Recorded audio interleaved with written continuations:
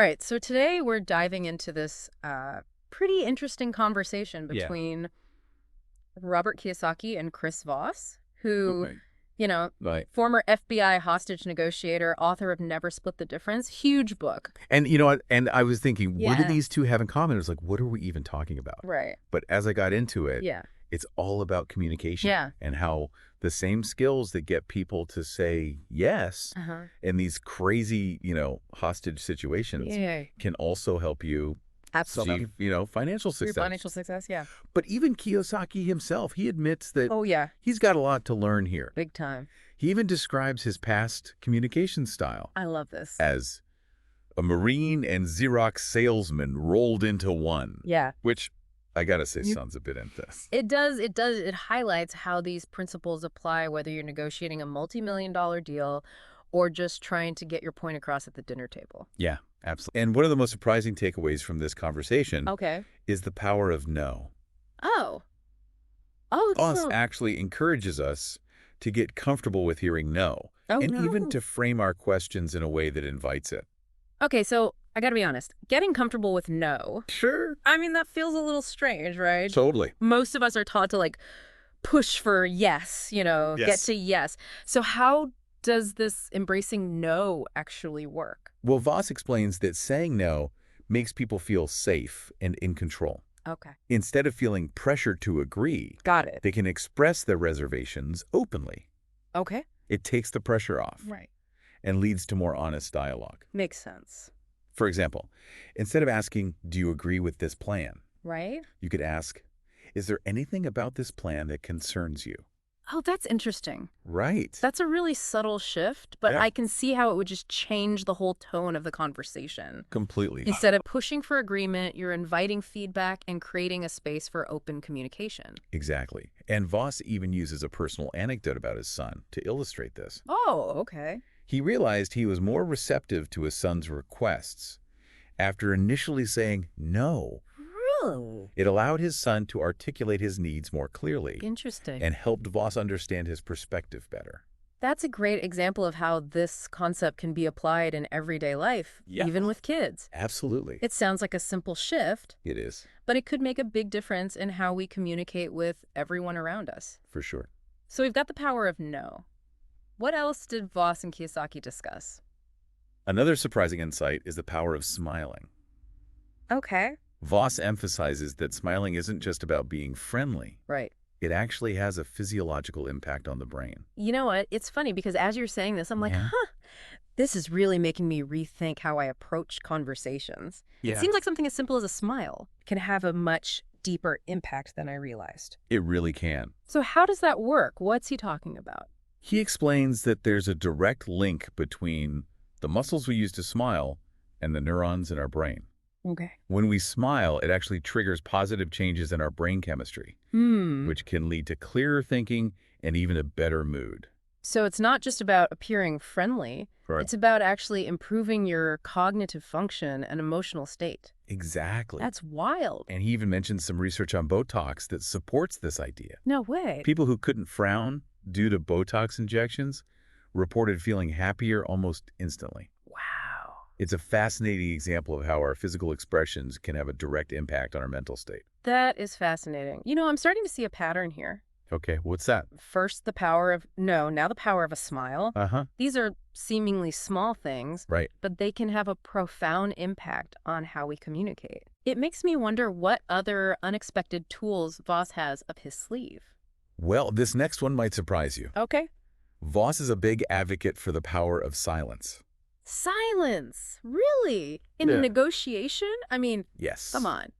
He argues that strategically using pauses or silence Okay. can be incredibly powerful. Interesting. It can create a sense of anticipation, Okay. give the other person space to think, Right.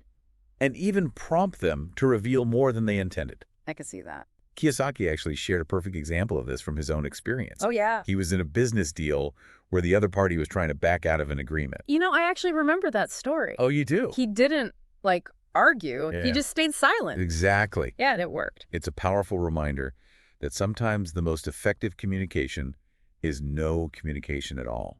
Wow. Allowing that space for silence can shift the dynamic of a conversation and lead to unexpected breakthroughs. That's pretty powerful. It is. And speaking of things we might say without realizing their impact, Okay. Voss also has something to say about a word we use all the time. Why? Oh, interesting. Yeah. Okay. What about why? He explained that using the word why Okay. can often come across as accusatory Really? and trigger defensiveness in people, Huh. even if you don't intend it that way. Okay. It makes them feel like they have to justify themselves, Makes sense. which can shut down communication. So instead of trying to understand, you Yeah. put them on the spot. Exactly. So what's a better way? Well, instead of asking, why did you do that? Right. Voss suggests using phrases like, Okay. what makes you say that? Yeah. Or, Okay. it seems like you have a reason for saying that. Okay. This subtle shift in language moves away from blame Right. and towards a more curious and understanding approach. It's much more inviting, I think, Much more inviting. than making them feel like they're being, interrogated. So we've got the power of no, the magic of smiling, Yeah. the strategic use of silence, Yeah. and now reframing how we use why. That's right. It's incredible how these seemingly small tweaks to our communication can have such a big impact. There's so much to unpack here. There is, and these are just the first few insights from this conversation. Right. There's a lot more to explore, including Voss's concept of the black swan negotiator. Yeah, we touched on that a little bit. Yeah. We're going to have to dive into that a little bit more. Absolutely. And how we can apply these techniques to achieve better outcomes in all areas of our lives. For sure.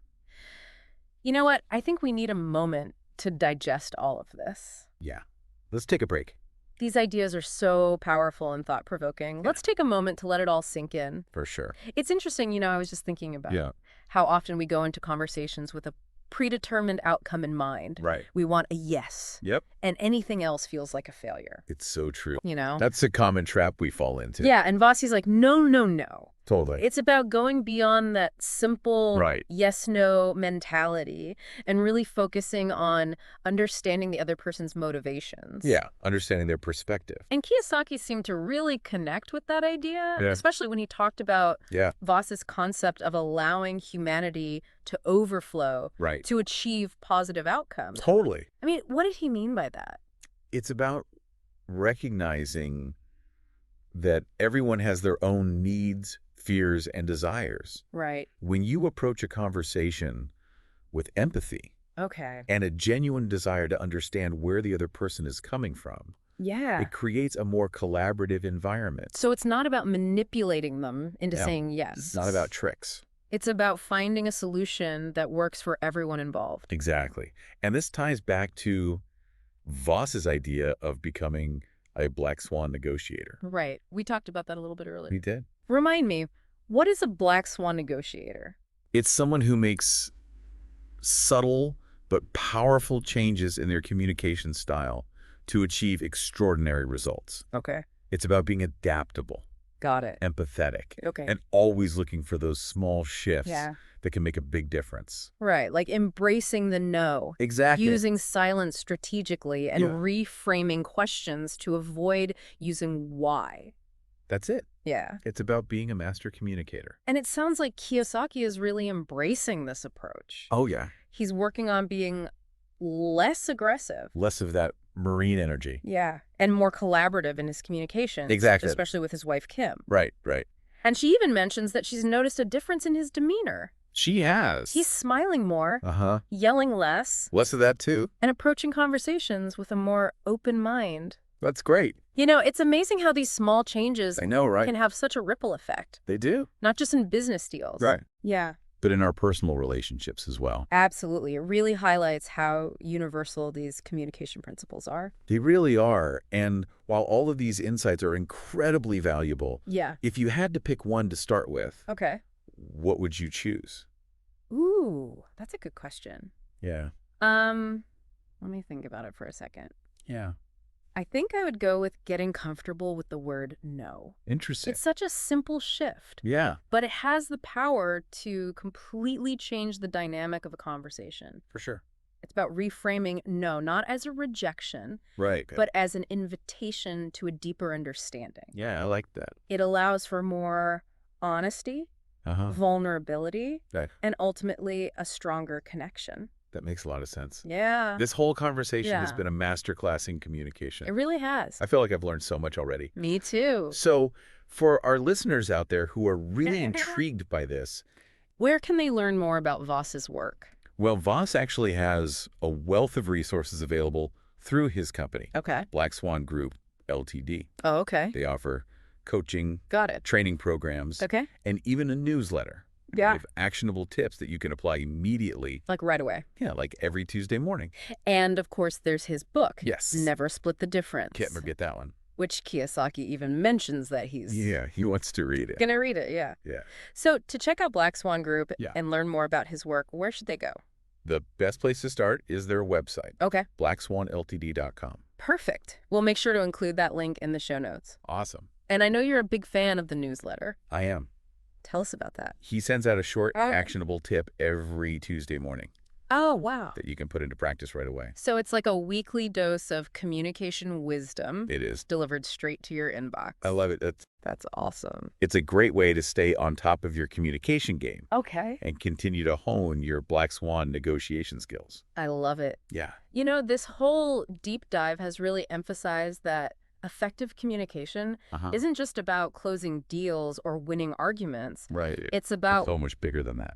Building stronger relationships. Yeah. Fostering understanding. Absolutely. And creating more positive outcomes in every aspect of our lives. It's about connecting with people on a deeper level. I love that. Yeah. It really is. And the most exciting part is that anyone can learn and apply these principles. That's so true. It's not about some innate talent or charisma. Right. It's about making small but consistent changes in how we approach conversations. So as we wrap up this conversation, I want to shift our focus to the listener. Okay. How can they take these insights from Voss and Kiyosaki and apply them to their own lives? Great question. What's the one thing they should be asking themselves right now? I think the most powerful question they can ask themselves is, what situation in my life could benefit from a more Black Swan approach to communication? Wow, that's a great question. It is, isn't it? It's an invitation to look at our own communication patterns and identify areas where we can make positive changes. Exactly. And it could be anything. Yeah. Maybe it's a conversation with a coworker who always seems resistant to your ideas. Or a recurring argument with your partner that never seems to get resolved. Right. Or even a simple request you want to make of a friend or family member. Exactly. Any interaction can benefit from these techniques. Absolutely. So I think it's time we give our listeners a moment to reflect on that question. Yeah, let's do that.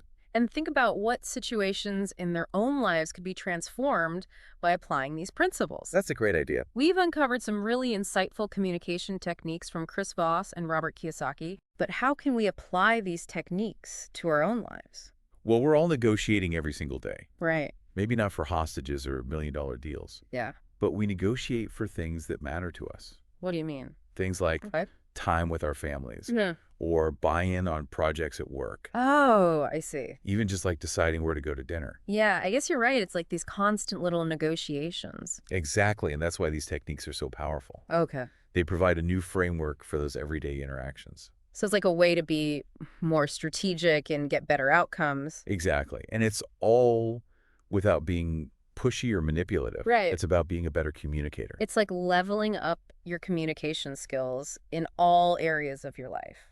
That's it. So remember Voss's challenge? Yeah, what was that? What situation in your life could benefit from this Black Swan approach? Right, because it's not just about the big, confrontations. Yeah. It's also about those little moments where we might be accidentally triggering defensiveness. Right. Or missing out on opportunities to really connect. Like, for example, that coworker who always seems to shoot down your ideas. That's a great example. Or maybe it's that argument that you and your partner have that never seems to get resolved. These are perfect examples. Yeah, I mean, by using what we've learned. Yeah, like embracing the no. Right. Using silence strategically, swapping out why for more open-ended questions. Yeah. You can shift those interactions from battles into collaboration. I like that. It's about shifting our perspective. Exactly. Instead of viewing communication as a win-lose situation. Right. Or, a zero-sum game. we can start to see it as an opportunity to actually understand each other. Yeah, and build stronger relationships. Exactly. And it's empowering. In what way? Because it means that even challenging conversations can become chances to connect if we approach them with the right mindset and tools. So, as we wrap up this deep dive, I want to leave our listeners with this challenge. What's that? Take some time to reflect on your own communication style. Okay. Where could you benefit from a more black swan approach? That's a good one. What situation in your life could be transformed by putting these techniques into practice? That's the question. And don't forget Voss's book. Oh, yeah. Never Split the Difference. An amazing resource to help you dive deeper. Absolutely. His website, blackswanltd.com. And the weekly newsletter. Yes. All fantastic resources. All great stuff. It's time to level up your communication game, folks. Let's do it. Until next time, happy negotiating.